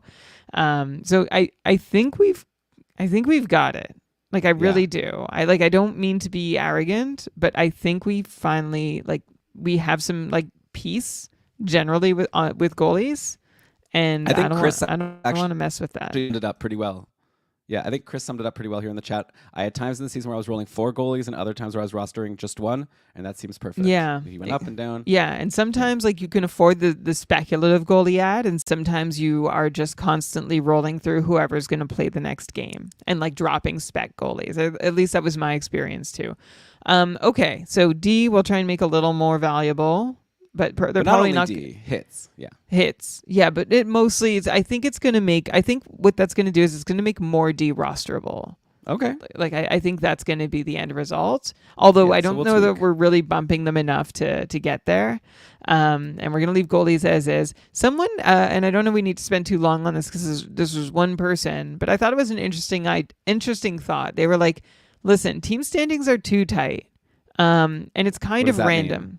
What's like team standings? Like the table, like the standings in your division. Oh, just your league standings. Okay. Yeah, well, I mean, like it's that's really what happens close. when it's head to head. Right. Categories leagues will have a wider variance because you're having like basically 11 matchups a week. You know, you're competing on each category. Each one's a point. Here's but I think a win or a loss. This was more from like a points perspective though, and they're basically saying, why don't you scale everything up in points? Like put a 1.25 multiplier on your whole scoring system. And their thesis was that is going to take away randomness and reward good players because it's harder to catch up from having twice as like I guess the idea is like a goal is worth that much more than a hit or a shot or whatever. Well, if everything's multiplied by 1.5. Okay, maybe I need someone smarter than me. Like maybe one of our smart spreadsheet people can like let us know after the show what I'm missing. I would have thought if you scale everything by the same multiplier that the relative values would be the same. but I Yeah, don't really get it. so I also wasn't able to fully unpack I'll need this, a which is smart why I person was to explain to me why that's tossing good. it to you, or a good night's sleep, and you'll think about it. But so no initial thoughts on the theory that making everything, scaling up the value, putting a multiplier on our scoring system is going to remove randomness. I Remove think maybe it doesn't randomness. remove randomness. Maybe it just like makes it look cooler. Like maybe you just like maybe it's just to get more point. Maybe it's more like just an aesthetic thing. It's This going to person make the just likes. gaps. The gaps will be bigger, but they'll also be easier to close. Yeah. Anyway, I Yeah. don't know. I don't think we need to spend that much more time on that. But someone could message us if they think we're missing something here. All right. Next. Okay, promotion and relegation. Oh, Actually, yeah. I'm kind of doing this one. This is kind of on an island, but it's going to be really quick. I don't think there's actually a whole lot to say. There's just some conversation about playoff, rewards, promoting or relegating. Oh, And yeah. I have some thoughts on that. if you're not familiar with the KKUPFL, you can find out the info on our website. But every year, based on how you finish, you will be promoted into a higher tier or relegated into a lower tier, or you'll stay where you are. And everyone's goal is meant to be to climb the KKUPFL period. Although some people find hey, they'll find the right tier for them and enjoy playing in there, and tier 1 actually isn't their goal. But generally, yeah, we do have this mechanism that promotes the top teams and relegates the bottom. And so Elon, how about I'll share the general thoughts, and then you can say, you can tag yours on. The general thoughts were, basically we had two sides of the coin. Some people were saying we need to promote for regular season achievement, like the President's Trophy winner in a division, and the other side was saying just focus on the playoffs. Get rid of any regular season acknowledgement or awards. All promotion and relegation should just be based on playoff finish. You and I, in the league rules, have been back and forth on this a little bit lately. Where's your head at right now? Yeah, so the way we have it set up for next season, and obviously we're not going to change it for now next season because people knew the rules going into it, but this could be a change for the following season. The way we had it was that the top promotion was the ultimate winner of your league, but then we gave the second promotion value to the person who won this President's Trophy, and then the third promotion priority went to second place. And obviously, if the person who won the President's Trophy was also there, then they just bump everyone. But so we gave if once you won the President's Trophy, you basically are second place. In terms of the way we're going to be considering our promotion or relegation, you clinched second place by winning the President's Trophy, and you're basically just playing to now come first. But if you got eliminated in the first playoff round, it didn't matter. We did that because we thought that maybe. It's hard to to win the President's Trophy and have the best record of everyone in the league, and then maybe you could just in our head-to-head is just on Yahoo. We don't have 2-week playoff matchups, so you could just be you have one bad week and then you're eliminated. And it's wow, I won the President's Trophy. Now I'm not even going to get promoted because only the top 3 get promoted or whatever. I actually think, Brian, that I'm more convinced now to forget about that and go back to just going with the final playoff results. And my reasoning is if you win the President's Trophy, that means you get a bye in the first week of the playoffs, because the way we have it is 6 teams make the playoffs, so the top 2 get a bye, and then 3 versus 6 and 4 versus 5, and then the top 2 teams play them. So that's already quite an advantage, and you could use that bye week to really load up your roster. While everyone's struggling just to win that quarterfinals matchup to make it to the semis, you can just focus on really looking at the schedule for the semis and doing everything you can to maximize your setup for that semis match. So I think it's a pretty decent advantage you get from winning the bye. So I feel like that's enough. And I know I was convinced otherwise previously, but now after thinking about it more, I think also it's just anything we do to make things more complicated is you have to really question. That's the same with kind of the third round reversal. It's we're doing this whole complicated thing, and it's what value are we even getting? So I think here also it's maybe we should just go back to look at the final Yahoo rankings at the end of the playoffs. That's it. That's promotion relegation. Agree. It does. Cool. It stings to have a really successful regular season and have that count for nothing. But you'll get 4th. It's pretty good. Because the playoffs are random. They're more random than the regular season. But you'll get at least, at worst, you'll get 4th. And depending on what tier you're in, that may or may not be worth something for promotion. And I agree. It does kind of make things just a little more complicated than they need to be. And I think we actually ran the numbers on this at some point and found there were very few cases where the President's Trophy would not have otherwise gotten the promotion that they ended up getting. So, yeah. All right. It's not. It doesn't have the scope that I think you would hope it would. But of course, if you're the President's Trophy winner and things go to hell in the playoffs for you, like you are feeling it, and we're sorry. Yeah, but I mean, you had the advantage. But at the end of the day, fantasy is there's a lot of luck, right? If you stack your team with great schedules, but everyone gets no points, that's too bad. But that's fantasy for you. Like at some point, we can't just control for everything. All right, let's move. You know what, Elon, you were talking a little bit about where am I going to go next? Yeah, that discussion was sort of on an island. We're gonna. I should have moved it later. No, but it's not with the flow. We're gonna go back to league rules for a second, and like rosters. I'm gonna give you. I'll start with one thought. The first is should we say quickly what the rosters are currently? Sure. Yeah. So are you gonna do that? Sure. Okay. So yeah, right now the way we do it is 2 centers, 2 left wing, 2 right wing, 4 D, 4 bench spots. I should say, and 2 skater spots. So the skaters could be either a forward or a defenseman. So and then 4 bench spots and then 2 goalies. So it turns out to be 18 roster spots. 14 are active on a given day. 4 people on your bench on a busy day. That's how it goes, and yeah, you get definitely a lot of flexibility with those 2 skater spots. I wonder if your feedback is going to be related to that we're giving maybe too much flexibility. My counter argument before you've even made the argument is like the way Yahoo is so unpredictable with their position eligibility. I don't know if I'd want to just be trusting, them to get it right with left wing and right wing. So that's one of the main reasons why I just like to put in the skater spot, so it's not a huge deal if a player isn't being allocated properly. Okay, so that's the current roster setup. And we also transactions there's 4 transactions a week. Ads. Okay? 4 ads. Yeah. 4 ads. Sorry, 4 ads a week. And they reset every week, and there's no season long limit. So I'm going to start from the transactions piece, the ads piece. 4 ads per week. Yeah. So someone said streaming is too overpowered. And another person added there's too much of a streaming advantage. It has become almost necessary to use all 4 of your weekly ads. There's a huge advantage for managers who wake up every day at 3 a.m. Disadvantage for those who aren't able to make a move at 3 a.m. or throughout the day. Someone else wrote 3 a.m. ads suck, but what are you going to do? Someone said, I feel too much emphasis is on streaming the right players each week, like that they have a disproportionate effect versus your core that you should that you drafted and that you're really committed to. Couple thoughts that were floated.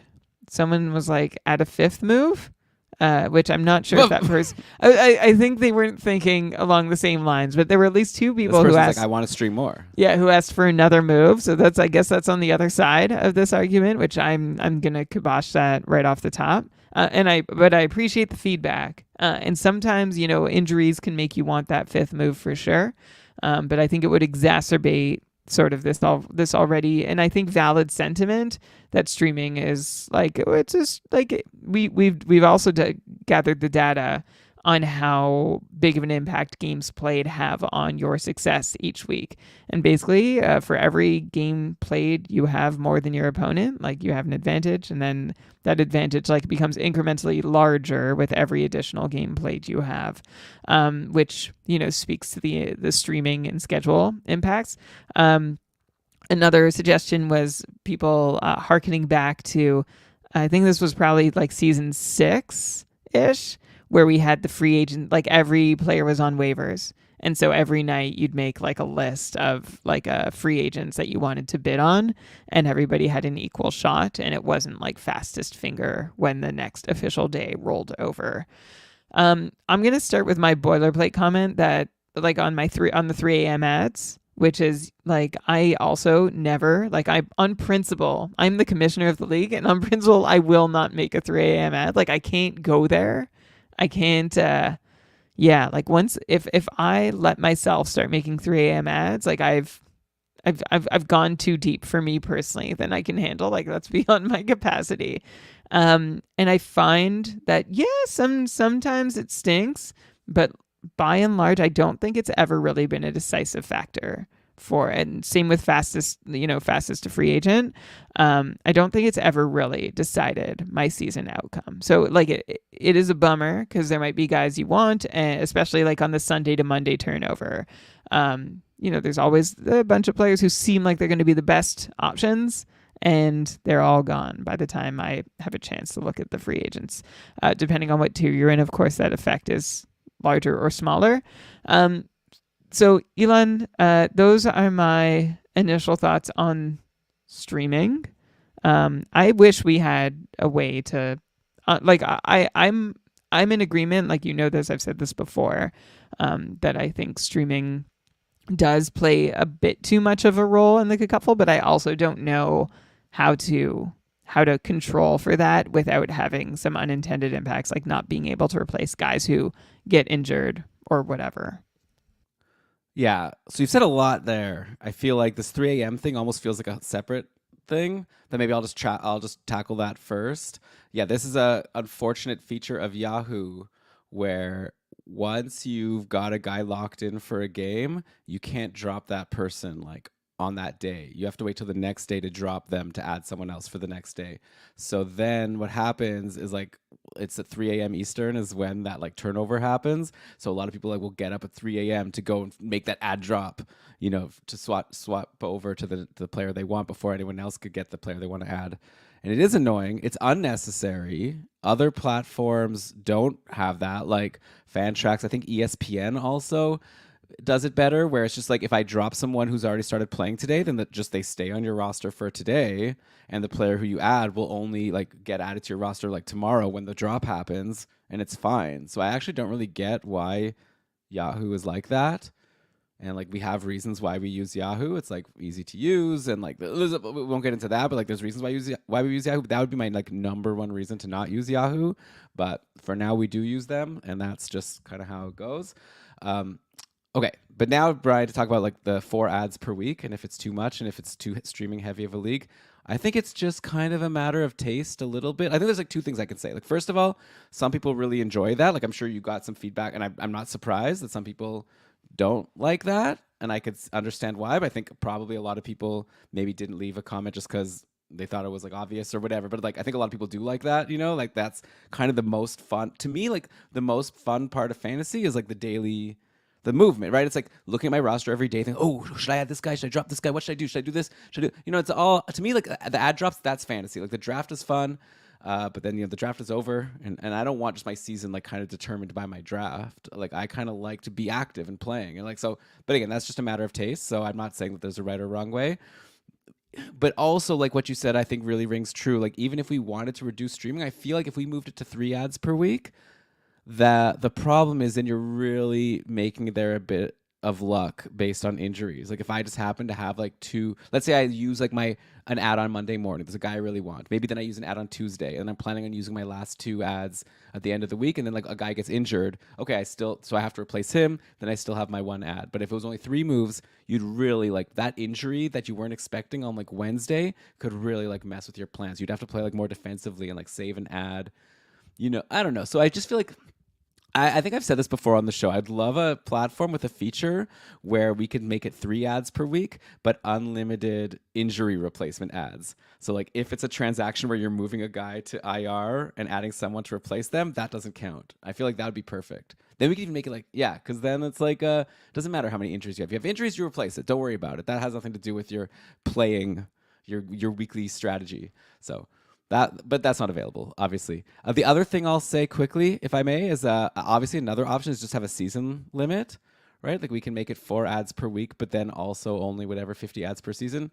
But like I don't like that. That's kind of like my like kibosh. It's just kind of like season. Like to me, that I find that like very stressful. It's an annoyance. Like all season long, I'm like nervous that I'm running up against it, and I think I know that we had that early on in KKUPFL, and I think a lot of people felt that way, where it's just like, I don't know. It's just kind of annoying. Like, it's just like, ugh, it's always hanging over you. Like, oh, why did I use that move in October? And now it's like really affecting me now. And like, I'm near the end of the season, I'm out of moves. So I don't know. I kind of just like it how it is at the end of the day. All right. Yeah, I get. I mean, you heard sort of like I am resigned to this feature. Like I wish it weren't so, but I think in a competitive league, like this is where people try and find their wins, and I get that that can be like frustrating or difficult. Mm-hmm. And but listen, I am not that person, and I survive in the cupful. So And Brian used to win, even Yeah. though he was not that person. He just then he had a kid and like had a couple Yeah. bad seasons. But yeah, but I definitely- think and streaming, yeah. like I think is a strategy though. Like it's intensified since I won. Like I will say that Brian, you could still use your 4 ads per week, but not be like as intense, like waking up at 3 a.m. and you could still be successful. I think you've said it before on the show, and I think you even just said it now. Like I really agree with it. It's like we think that there's like, oh, these are the 2 best ads for tomorrow for sure. It's like it doesn't. Sometimes you just wait, let other people take the people that seem like the best options, and then you just go in when you have a chance later in the day, and you add someone who's playing that day, and that person ends up scoring a goal. Like these are like streamer level players at the end of the day. Yeah. So I don't think. But there is a point here I wanted to address. Pete is asking, what's the argument against just going back to those waivers each day? Yeah. Do you want to give an answer? Because I feel very strongly about well, why we Norm turned it actually off. Norm answered.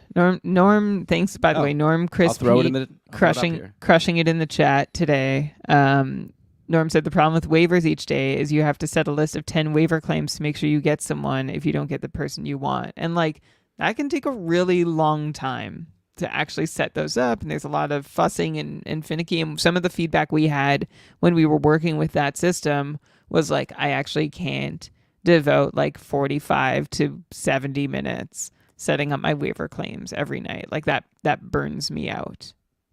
And I think that's reasonable. Yeah, that's pretty much it. I remember when someone told me that, I was like, oh yeah, I feel the same way. I just didn't consider it. I was like, I do spend so much time because I would make my list, but then I would also be like reordering it like multiple times before I go to bed, and like maybe $1 more for this guy, $1 less for this guy. It was so annoying. It's kind of nice now that I can just like, I want to add this guy, add him.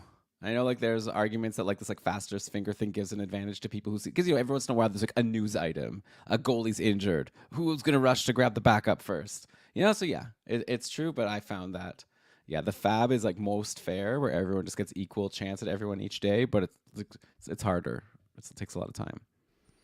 Yeah. And there's ways like because I don't use my ads at 3 a.m. like I might be able to be more responsive to game day, like to changes that happen like in the warm-ups or goalies or like making moves towards the end of the week. Yeah, that's the risk of rushing to make your ad. What if that player gets injured? Actually, and Chris is saying here in the chat, the guy who won my div last year used most of his weekly ads on goalie streams when they were announced, which is an answer both to this and to the people who said that goalies aren't valued enough. Clearly, there's someone who won their division by focusing on using all 4 of their ads on goalie streams, like backup goalies that had games. So lots of ways to win in the cupful. I don't think you need to be a 3 a.m. person in order to be successful. Yeah, open to other. So one person actually, we had some thought. I think it's connected, and you can tell me if I'm wrong. Some people were suggesting like deeper rosters, and that this might be a way to get at the streaming and the defense piece. Like someone said, I only had 2D all season. The rest of defensemen and goalies, I churned through and maximized my forward games. As schedule dictated pretty easily. So if we added an extra bench spot, maybe there would be more value to those defensemen and goalies. Yeah, like I guess we also had like someone saying increase roster size by at least 2, add an extra util, add an extra bench spot. I feel like we've also had people say that it's too deep and they want it to be shallower. So there is a comment that said the roster and league size, and a very thoughtful comment too that says we actually need to reduce this because the free agent pool, there's really only 3. They were saying, and from their view, there's only 3 or 4 good pickups any given week. And it's not a matter, like this goes back to the streaming, like it's not a matter of skill or knowledge. Like everyone knows who they want. It's just a matter of who gets there first. And that if we had smaller rosters, there would be more options. But I don't want to get back into the streaming conversation. I want to get into... we're talking about the league depth. Into the league depth conversation. And what would be the impact if we did add 1 util or 1 bench spot or both? again, like this is just kind of a feeling. Like I feel like we have it right. Like I feel like on the podcast we generally talk about players who are, generally, we talk about some like just star players, especially if they're slumping. But then when we're talking about like people that people could like potentially add from free agency in their leagues, I feel like we do have like, if you listen to a typical episode of Keeping Karlsson, we're talking about a lot of guys who are available in a few couple divisions, and they're interesting to talk about, and some of them turn out to be like a Wyatt Johnston or a Trevor Moore who had such a great run. And I don't think it was just like everyone knew. I don't think like Trevor Moore is someone that someone grabbed at 3 a.m. one day because it was so obvious and everyone was trying to get him. I think he was like someone who started getting hot for a couple games, and a lot of people, I think Brian included. And you still, and we actually were getting some flack for disparaging Trevor Moore too much on our last show. But a lot of people just thought like it's not going to last, and they didn't add him. But then some managers were like, I'm gonna jump on him. I'm gonna use one of my moves and add Trevor Moore. Then he ended up going on this amazing streak and ended up being super valuable for a lot of weeks. And I think that I like the depth. I think we're not too deep. I think there's always interest. I always have like a bunch of guys on my watch list. I'm always like wishing I had more ads because there's more. And I'm also like wishing that I had more roster spots to add all the people I want. Because I feel like free agency does have like guys that interest me, but at the same time, I don't, I wouldn't want to make it any shallower just because then it becomes, I don't know. To me, I feel like a shallower league is like an easier league. Like it's just like, I don't know. It's just like if you're looking, you have all these like star players in free agency. I just feel like that's not the kind of league I want the cupful to be. I think you have to like have more knowledge about hockey, like, and more knowledge about like more players if it's a deeper league. So I wouldn't want to make it shallower because I feel like that just makes it a little easier. You don't have to know about the third line top power play guy on Anaheim or whatever. And like we're intense. Like we care about that stuff. So I don't know. I kind of like where it is. Chris is pointing out, yeah, so for tier 1 next season, we've made it 16 teams instead of 14. A lot of the reasoning for that was because we want to allow more people to have the experience of getting into tier 1, and it worked out really nicely in terms of letting all the tier 3 winners get in and all that. But also, tier 1 is going to have deeper rosters because now it's going to be the same roster, like 18 spots, but now for 16 teams instead of 14. I think that's going to be a really fun experiment this year on the podcast. Like look at like players we're talking about and see, are they available in tier 1? I'm curious to see. So I think that'll be also a fun like experiment for us to just see what types of players are available in free agency in a deeper league like that. Yeah. Sorry, I had a thought. Well, okay, so one thought, and some people had thoughts on the 16 teams in tier 1 change. But one thought of mine was like the deeper rosters would actually help rebalance. Like, like it would make because some of the critiques about the tier 1 having 16 teams is that like it makes divisions less comparable, right? Like you can't really, it's going to feel like a different league. So if we also added, well, for sure. But it's only one out of like 40. Yeah, so. But everybody wants to follow. Like I get that. Now I guess you're gonna have to. Yeah, I get it too. I had a hard time accepting it, and I'm curious to see how it goes. I don't know if we have like an exit plan in case we don't like the way it turns out. I mean, we can like halfway through the season. We haven't locked in the pyramid for the following year. We don't like promise people right at the start of the year what their position, what tier that'll get them in the following year. We usually like announce that around January. So.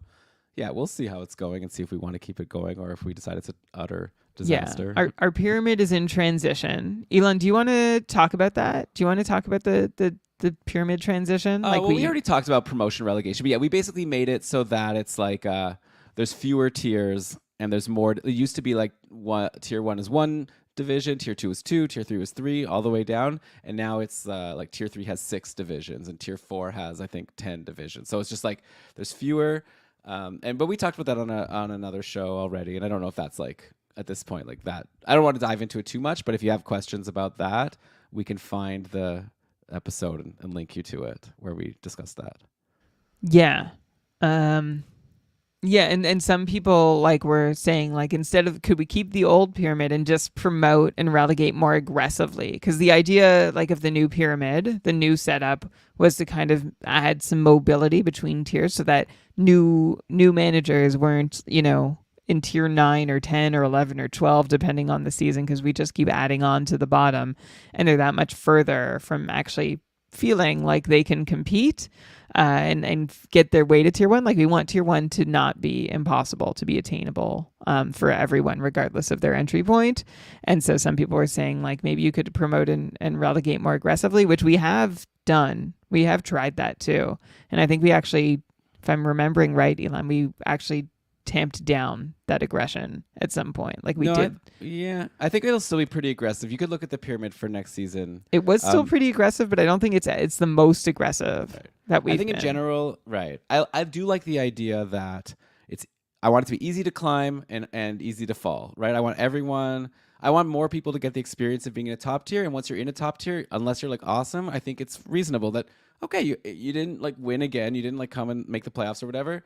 So you go down a couple tiers and you get to climb again. You know, in the meantime, someone else gets the experience of being in a higher tier. So that's what I think we're going for in this league. Like maybe someone could have arguments for wanting it to be more like, once you're up high, it should be like you should be able to hold it unless you're like really terrible. But like that's just not the decision. That's not the vibe I got from the survey feedback. Okay, great. Like someone actually said like it should be much harder to stay in tier 1 than it is that's to what get we're going there. for. Yeah, like we don't want the same people to be at the top too often or for too long. And I think for next season, it's just like the people who make the playoffs are going to stick in, and then anyone else. So top 6 will stay in, and then everyone else will be gone, and that's just so good luck. But if you don't make the playoffs, don't worry about it because you can get back to the whole idea. It'll be all you have to do is win your next season, and you'll be back in tier 1 the following season. All right, let's get into. We've got a handful more. Here we go. Playoffs. I mentioned this at the top. Someone said more teams should make the playoffs. We had a few people saying eliminate the consolation playoffs. Some people were upset that like there were trades happening between teams out of contention and teams in contention. That's a separate topic. Yeah. Like, well, I think that was sort of like, well, but you can defend those trades by saying you're in the consolation playoffs, right? So but except that the whole point of being in the consolation playoffs is that you still have something to play for and you can't just make bad trades. By the way, counter offers, like I think one person said they didn't like them, which is like, I think we've made it. Like, and I'm sorry to that person, but like counter offers have been like a kind of a hot and contentious topic over the years. Maybe we've just had it long enough and been clear. Can I just give the quick, like, because for again, we have new listeners and know what we're talking about. Thank you. This is a feature just of KKUPFL where if a trade is made, there's a 24-hour period where if you see that trade in your division and you're like, that what? Hit that person for that person, I would have given someone better. What a stupid trade. You can like make a counter offer to the manager, and that manager has 24 hours to accept any counter. And if the counter gets accepted, then that we cancel the first trade and the second trade comes through. And the goal for that is we don't have to worry about vetoing trades and have to deal with people like, making bad trades just because they didn't realize that their player is worth more. So yeah, we do. Obviously, that's a lot of people have a problem with this, especially the people who just feel like, oh, now I'm not even motivated to make trades. But like, I'll be honest, I made a bunch of trades in my division last year in tier 3, and none of them got countered because I spent time with the person that I was trading with, and we came to an agreement that we both liked. We were both happy with it, and so we both like kept our trade. And there is like a social thing to it. Like if I make a trade with Brian, and he. Then we talk about it for a long time, and we accept it, and then Brian goes and like accepts a counter right away. I might think to myself, well, next time Brian reaches out to me to make a trade, I'll be like, I'm not going to trade with you. You're probably just going to accept a counter. So that's like part of your decision. So, there's pros and cons to accepting counters. But for us as commissioners, it makes life a lot easier because we generally don't have to worry about vetoes. And yeah, there were a lot of trades in KKUPFL. Most of them weren't countered, but every once in a while there was a counter. And generally, I think that made it a better trade because also the other big argument for counters is that when there's an imbalanced trade, that affects everyone in that division, right? So like one person wins, one person loses, but actually like everyone loses, right? Because that one person who got a clear win now is like has an advantage over everyone else. That's kind of not fair. If I'm just sitting there, I don't like the idea of I'm just sitting doing nothing and all of a sudden like my chances have gotten a lot worse. I'd rather at least have the option to try to counter. If I think that that's so lopsided, I'll put my money where my mouth is and make a counter. So anyways, that's it. And I'm glad to hear that there weren't too many people. Maybe all the people who didn't like it like just didn't come back to play. And so now but I think it works out pretty well. And it's a lot. I think it's a lot of fun. Like as someone, when I see a trade announced in my division now, I'm like excited because I'm always like, ooh, a trade. Ooh, I wonder if I should consider a counter. Then I usually look at it. I'm like, seems pretty even. I don't think that I'm going to worry about that. I don't think anyone would accept a counter. Do you have any thoughts on the playoffs? Oh yeah, like I want consolation playoffs. I want people to have something to play for. I like the consolation playoffs. I think it's fun. I think that definitely Also, it's good for free agency. Like, I don't like when there's like, you're in the semifinals. Now there's only 4 teams fighting over free agents. So it's like, then you feel like, oh, I don't have to like use all my move. I don't have to like, make my move now because I'm sure that player will still be available in a couple of days when I want him. Like, I like the idea that the pressure's still on and a lot of people are going for these players. And also, it's fun if you're in the consolation playoffs. You still have something to play for because your promotion or relegation depends on the final ranking after the playoffs, and that includes the consolation playoffs. As far as the 6 teams making the playoffs, I know some people like 8 teams making the playoffs, but I like the idea that we give a reward. Again, it was kind of like we were giving too much of a reward before when we gave the President's Trophy also a higher promotion priority. But I do like the idea that like, because again, it's like if it's a 1 versus 8, and then you just happen to in the first week of the playoffs, like you won the President's Trophy, but then you happen to have a bad schedule that week, and now you lose. It's annoying. I like the idea that you get a reward for being one of the top 2 teams, that you get that bye week, which I think is a really big advantage because then you get a whole week where you can make ads just focused on the following week. So it's kind of like you have 8 ads for that semifinals matchup because you could use those 4 other ads to help you. So I think that it's good to reward the regular season high performing teams by giving them that bye. So that's the reason why I like having only 6 teams make the playoffs, and everyone else gets to be in the consolation playoffs. You still get to play unless you come 13th and 14th. Then you just sit back and think about your life. Yeah, which like is which I did a couple years ago. Yeah, it's freeing. It's not the worst. Okay, all right, let's keep moving. Let's go. Okay. Community. Oh, big hit, huge hit. Maybe the biggest hit of like our biggest change of last season was not in the league. It was in the community. And it was the introduction of our allied chats where each tier 1 manager represented a team that was put together based on their draft, a team of KKUPFL managers based on their draft position. So like all the number 1 picks were in a Discord channel together to share strategy, and same with number 2 picks, number 3 picks, number 4 picks. And like people said, the allied chats were amazing leading up to the draft. The dog days of February, my season was over, but it was still very educational to watch other managers compete. Loved the same draft position group, especially early on. They mentioned that the battles versus other groups for total points was like 1 too many extras in the Discord. Agree. Yeah, we're not going to do that again next year. We also had someone say they loved the allied chats, but keep anyone other than Kevin and the tier 1 player representative out of it. And Elon, we got called out along with somebody else who like they don't deserve to be named, like because I don't think they're guilty. But basically they said Brian and Elon should not be in any chat but their own. I counted at least 6 times where we were discussing an under the radar pick in my allied chat, and that player was snapped up within minutes in another division. That's too many times to be a coincidence. Is it? So to minimize suspicion, I would have a bare bones leadership in these chats. Like, so we would appear in these chats when we were tagged, right? Like to help fix something or answer a question. And I would but theoretically, we could have looked at it at any time. Oh, yes, absolutely. But like I legit, whenever I joined one, would like cover my eyes. And like I think this person has aired this concern before. And like you'll have to take our word. Like I promise, I never system, read other people's allied chats, and I think that one thing you might not be considering, like, I think probably if you think that you're talking about some under the radar player. And you think no one else is, like, we're all talking about every player. Like my allied chat was just all the time. We were talking about all the people that were in free agency, So it's like the person in your, like, if you think if you're in like whatever tier 4 Småland and you have a guy in free agency, they're like, I think I should like add this guy. He's like looking really good. You should probably assume that someone else in your division is also having that same thought, and maybe they've brought it to their allied chat and like they're having that similar discussion. So at the end of the day, you just have to decide if you trust us or not. But okay, I will say that we can take this under advisement. Like, I don't mind not being. I'm happy to not be in the allied chat. I don't even know if Discord will let us not be in it the way it's set up with like you and I being like the Discord managers. But if there's a way, like I don't want to be there. Like I don't want to have this like potential people thinking I'm cheating. But you could also just kind of trust me. Like I want to win my KKUPFL league, but I don't want to cheat to win. Like it's not for money, right? And we're running a business. Like I promise I'm not going into other people's allied chats to cheat.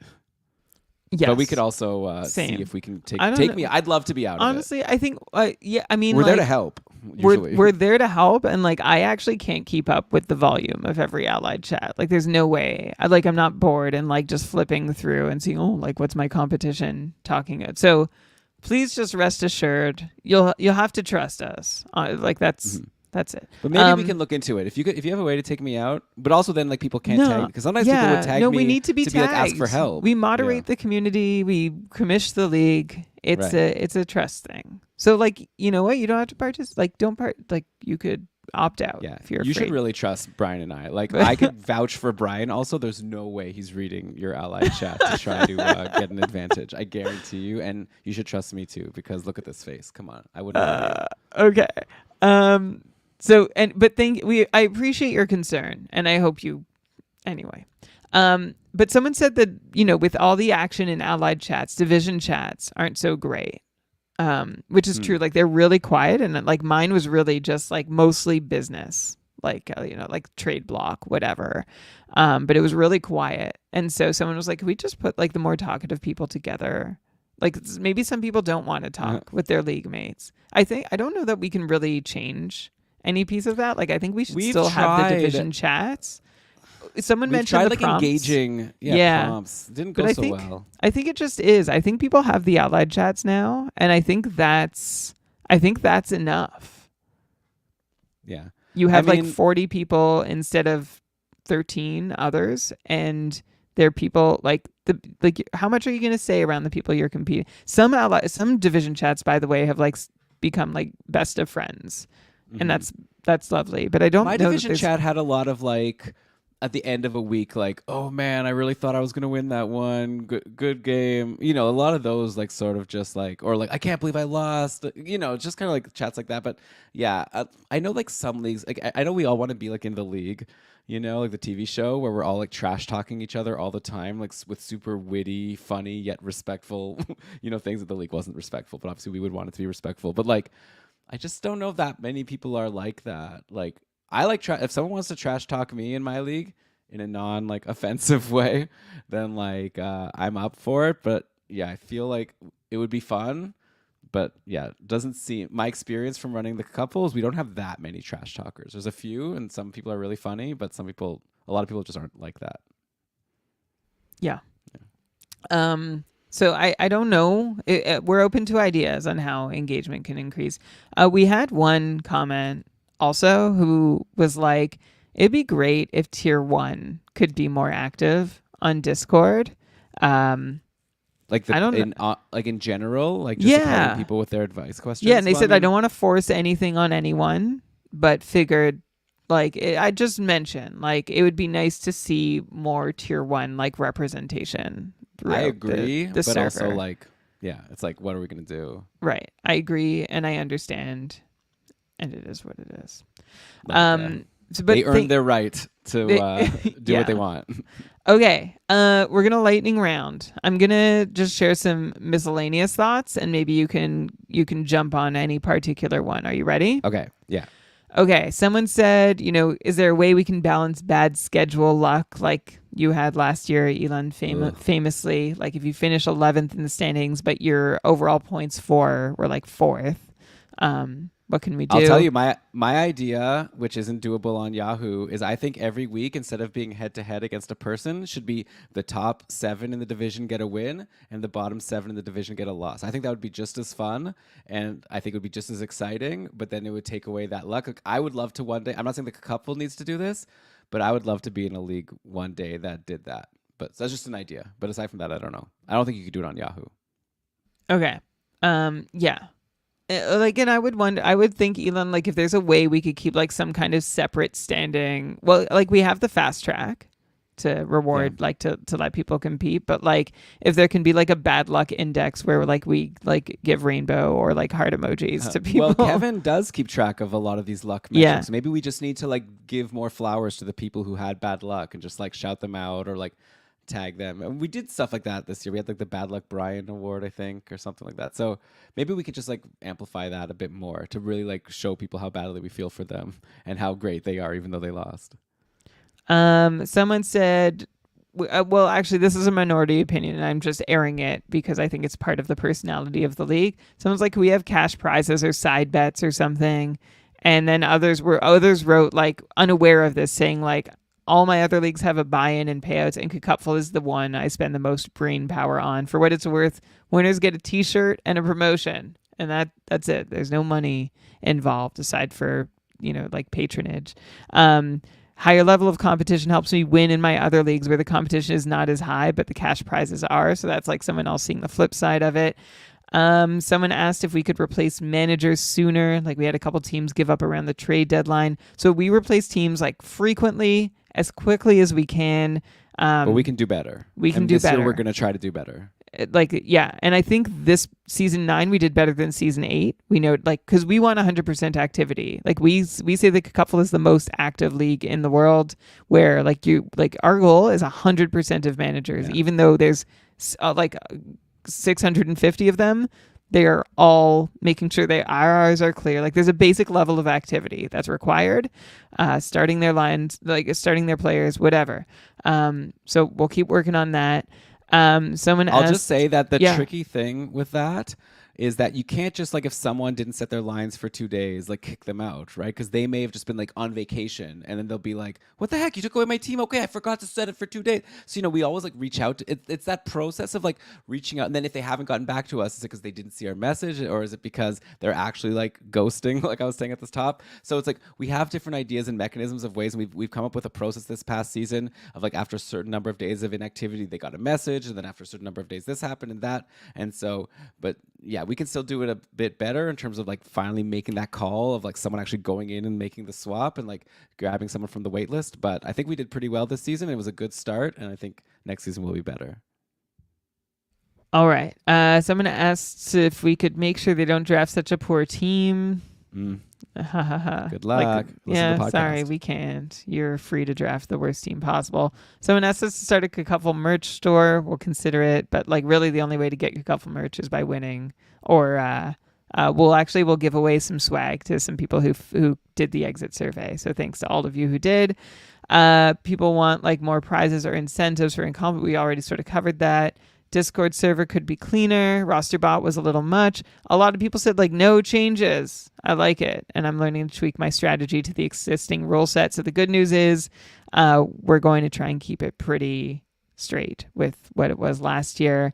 Like, a lot of really kind feedback through that way. Some things we can't do that people asked for. They want us to not reseed in the playoffs. I don't think Yahoo offers that as an option. We had a request for late scoring adjustments to be included. Also, we're at the mercy of Yahoo there. Like, someone really got screwed by one. We're sorry. Allow trades to be made when a healthy player sits in an IR plus slot. We can't do that, but even if we could, I don't know why we would. Like, move your player out of... Like, I get it. Like, you don't want to have to, like, drop a player to make the trade, but maybe you should have to drop the player to make the trade. We had a couple people, but not a ton, say they're interested in playing categories instead of points. Take a time machine to the first couple seasons of the KKUPFL is the best. Like, maybe one day, but it's not going to be season 10. Right. And someone wanted a minimum, like, roster. Like, you have to roster a certain number of goalies to compete. Yeah, you could enforce that on Fantrax, not on Yahoo. Yeah. And just one last shout out to Kevin Aber, our KKUPFL coordinator, who someone says he does a great job with fun stats and updates. Love all the extra analytics Kevin adds into the community. Thank you, Kevin. Thank you all for listening and for your feedback. That's, and if you like, we could probably do another show about the response to this show, but can't wait to hear the thoughts of KKUPFL managers, previous ones and new ones. Like we said, if you're hearing this, KKUPFL registration, if you're hearing this in our podcast feed, KKUPFL registration is open. Become a patron, join our Discord server. It will be so easy for you to figure out how, and if not, just send us a note on Patreon. KKUPFL.com. We'll have all the instructions for how you can become the newest KKUPFL manager and compete to become the world's best fantasy hockey player. All right. Great job, Brian, going through everything and summarizing it in this episode. I really enjoyed sitting back and getting to listen to everything and then just giving my my thoughts. But I think you put together a really awesome episode. So great job to you, and obviously great job to all the people who provided their feedback to give Brian all of these notes to work through. Thanks everyone for listening. Hope you enjoyed this episode of Keeping Karlsson. We'll be back with what's next? I don't know. In a couple weeks, we're going to be back. By then, the Stanley Cup, well, the Stanley Cup's already been awarded. We're recording this after the 8-1 blowout in Game 4. But we're not going to release this until after that. And then I guess by the time we release our next episode, we might be talking about the NHL draft, or maybe there'll have been some trades since then. So we'll get our summer content coming, and it's going to be coming fast, right? We had a lot of fun with the Red Boys and Green Boys over the past couple of weeks. Check out those episodes if you didn't, for players who had very different first and second halves and trying to figure out which one was for real. So just subscribe to our feed, and we're going to be keeping you up to date with everything going on in the NHL all summer long leading into next season. Subscribe on Spotify, I don't know, Apple Podcasts, wherever you get your podcasts. But with that, Brian, let's cue the outro music. Why don't you go ahead and read us the credits? All right, this episode of the Keeping Karlsson Fantasy Hockey Podcast was presented by Dauber Hockey and powered by our patrons. Sorry for the pause. I don't have the tab up, but it's coming. Including our super supporters, Paul, Roman, Don, Michael, Jordan, Brian, Patrick, Aaron, Philip, Ivan, Sammy, Andrea, Zach, Tom, Ryan, David, Ricard, and Patty. And that's it. I'm just going to end it thank you. I say that this show was researched with help from, but it was really just thanks to the feedback on our KKUPFL Season 9 exit survey from our incredible and amazing KKUPFL managers and Discord community. So thank you all. All right. Well, Brian, like I said, we'll be back with more content in a couple weeks, or I guess, okay, whatever. All right. Well, Brian, great job once again. Thanks, everyone, for listening. We'll be back very soon into your podcast feed. And while we wait for all of the exciting trades and free agents and the draft and everything, how can we make the world a better place, Brian? Keep doing all you can do to make sure that fantasy hockey is for everyone. Sweet. Thanks. Great chat. It was awesome. Thanks. Shout out Norm, Pete, and Chris. Thank you. All right, and Elon, I know you have to run, so you do your thing. You can